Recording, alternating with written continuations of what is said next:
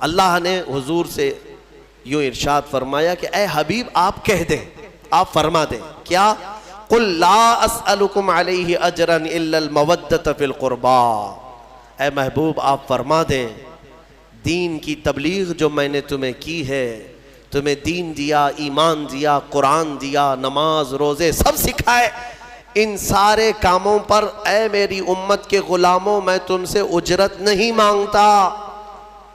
حضور یہ فرما رہے ہیں میں اس پر کوئی معاوضہ نہیں مانگتا، مگر ایک چیز کا سوال، وہ کیا ہے؟ میری اہل بیت سے محبت رکھنا، اہل بیت سے محبت۔ یہ حضور پاک نے فرمایا کوئی چیز اجرت میں نہیں چاہیے، لیکن حضور پاک صلی اللہ علیہ وسلم اگر یہ فرما رہے ہیں کہ اہل بیت سے محبت، تو اندازہ کرو کہ کتنی اہم چیز ہے۔ میرے آقا صلی اللہ تعالیٰ علیہ وسلم کو اپنے اہل بیت کی محبت کتنی عزیز ہے۔ ایک حدیث میں نے پڑھا، فرمایا من مات علی حب آل محمد مات مؤمنا، ایک جگہ مات شہیدہ، جو حضور کی آل اور اہل بیت کی محبت میں مر گیا اسے شہادت کی موت دی جائے گی، شہادت کی موت۔ رسول پاک صلی اللہ تعالیٰ علیہ وسلم کی اہل بیت کون ہیں؟ سیدہ کائنات فاطمہ الزہرا سلام اللہ علیہا، ان کی اولاد امجاد مولا علی کرم اللہ وجہہ الکریم اور حضرت فاطمہ سے جو اولاد ہیں یہ آل ہیں۔ ساتھ ہی مفسرین نے فرمایا حضور کی تمام ازواج مطہرات وہ بھی اہل بیت میں ہیں۔ حضور پاک صلی اللہ تعالیٰ علیہ وسلم کی ازواج مطہرات اہل بیت میں ہیں۔ حضور پاک صلی اللہ تعالیٰ علیہ وسلم کے دونوں چچا حضرت امیر حمزہ حضرت عباس اہل بیت میں سے ہیں، حضور کے گھر والوں میں سے۔ ان سب سے محبت رکھنا ہمارا ایمانی فریضہ ہے۔ اور فرمایا کہ جس کے اندر بغض ہے اہل بیت کا تو پھر وہ ایمان کے ساتھ دنیا سے نہیں جائے گا، بغض مت پالو۔ حضور فرماتے ہیں فاطمہ میرے جسم کا ایک ٹکڑا ہے، جس نے اس سے محبت کی اس نے مجھ سے محبت کی، اور جس نے فاطمہ سے عداوت کی اس نے مجھ سے دشمنی کی، اس نے مجھ سے دشمنی کی، اور رسول سے دشمنی پھر کون سا ایمان ہے؟ تو حضور پاک صلی اللہ تعالیٰ علیہ وسلم کی آل کی محبت ہمارے لیے بہت ضروری ہے، لیکن وہ محبت نہیں جو آج کچھ چوہے سکھا رہے ہیں۔ میں آپ کو صاف صاف بتاتا ہوں اہل بیت کی محبت یقیناً ہمارے لیے فریضہ ہے، لیکن غلو نہیں کرنا، اس میں ایسا مبالغہ نہیں کرنا کہ اہل بیت کو نبیوں کے اوپر پہنچا دیا یا پھر ان کو خدا کے درجے تک پہنچا دیا، وہ محبت کی بات میں نہیں کرتا۔ یقیناً ہماری اولاد، ہمارے جان، ہمارے مال سب سے زیادہ ہم ہمارے رسول سے محبت کرتے ہیں، اور ان کے بعد ان کے اہل بیت اور صحابہ سے محبت، یہ ہمارے لیے ضروری ہے۔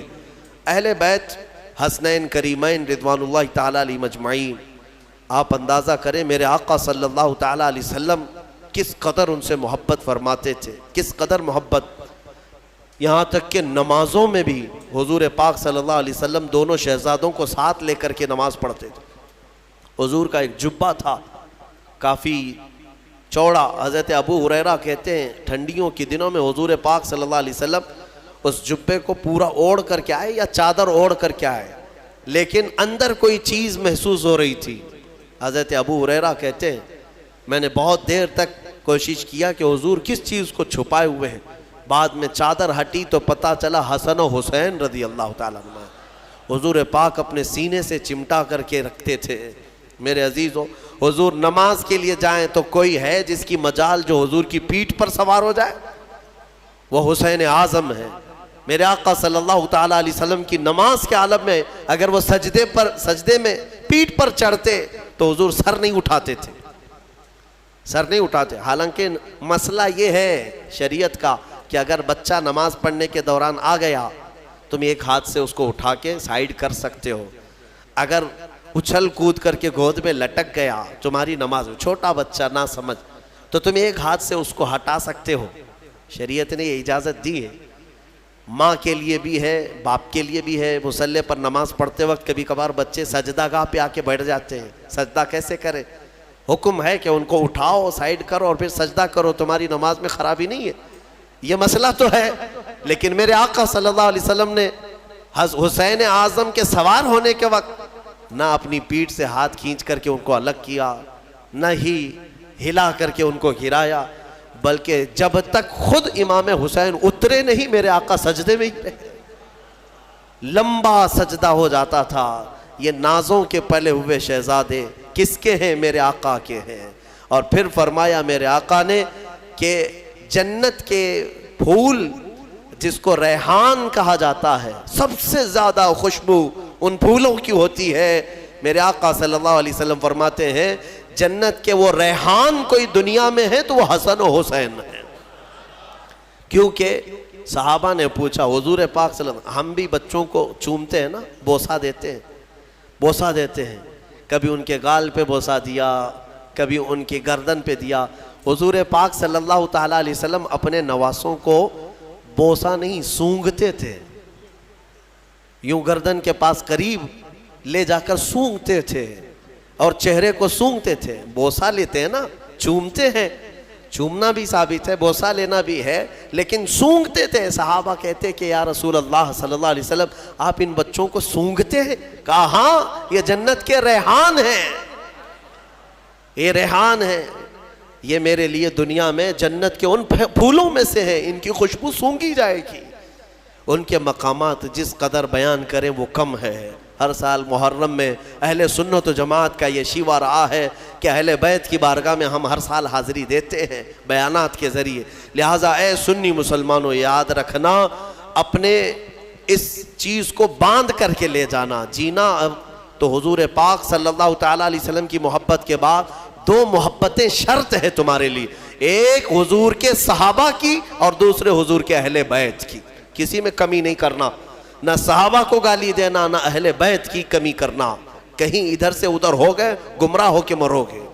حضور کے صحابہ ان کا اپنا مقام ہے، حضور کے اہل بیت ان کا اپنا مقام ہے۔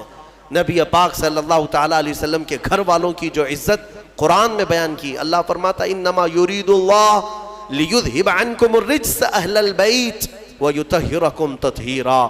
بے شک اللہ یہ چاہتا ہے اے حبیب کہ آپ کے گھر سے ہر گندی چیز کو پاک کر دے، دور کر دے، اور تمہارے گھر والوں کو خوب پاک و ستھرا کر دے۔ اسی لیے حضرت فاطمہ کو کیا کہتے معلوم ہے؟ سیدہ طیبہ طاہرہ۔ طاہرہ کا مطلب ہوا نہایت ہی پاک۔ میں ایک آپ کو یہ بات دے کر کے رخصت ہوتا ہوں، اس بات سے آپ اندازہ کر لیں گے، مزے کی بات ہے۔